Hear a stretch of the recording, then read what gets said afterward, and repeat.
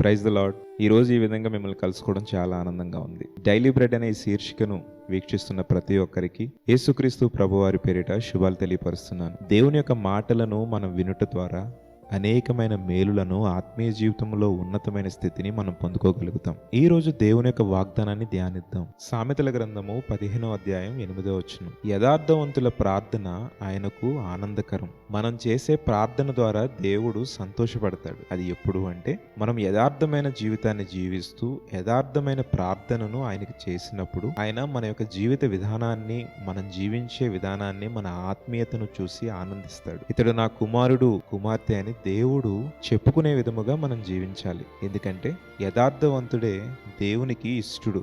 మనం కీర్తనల గ్రంథంలో ఒక మాట చూస్తాం, యథార్థముగా ప్రవర్తించే వారికి ఆయన మేలు చేయక మానడట.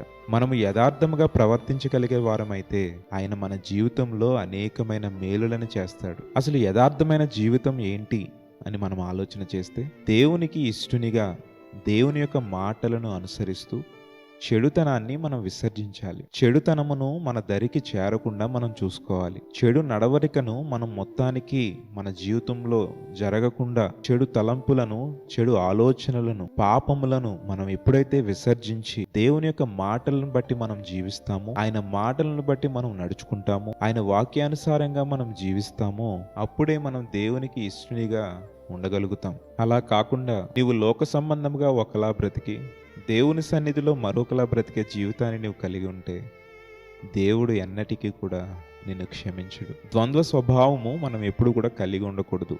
ఏక స్వభావమే మనం కలిగి ఉండాలి. నీవు దేవుని సన్నిధిలో ఏ విధంగా అయితే ఉంటున్నావో లోకంలో కూడా అదే విధంగా ఉండాలి. అప్పుడే మనం యథార్థముగా జీవించగలుగుతాం. పరిశుద్ధ గ్రంథం నుండి ఒకరి జీవితాన్ని మీ ముందు పెట్టాలని ఆశిస్తున్నాను. యోబు గారిని మనం తీసుకుంటే, అతను మొదట దేవుని దగ్గర ఏ విధముగా అయితే యథార్థవంతునిగా జీవించాడో, తనకు అనేకమైన శోధనలు వచ్చినా, శ్రమలు వచ్చినా, ఇబ్బందులు వచ్చినా, ఆర్థిక పరముగా కానీ, కొడుకులు చనిపోవటం ద్వారా కానీ, ఇలాగ అనేకమైన శ్రమలు వచ్చినా, శోధనలు వచ్చినా, అతను మొదట ఏ స్థితిలో అయితే దేవుని స్తుతించాడో, ఆరాధించాడో, అతనున్న శ్రమలు, శోధనలు భరిస్తూనే దేవునికి అదే విధముగా యథార్థవంతునిగా జీవించగలిగాడు. అందుకే అతను దేవునికి ఇష్టునిగా ఉన్నాడు.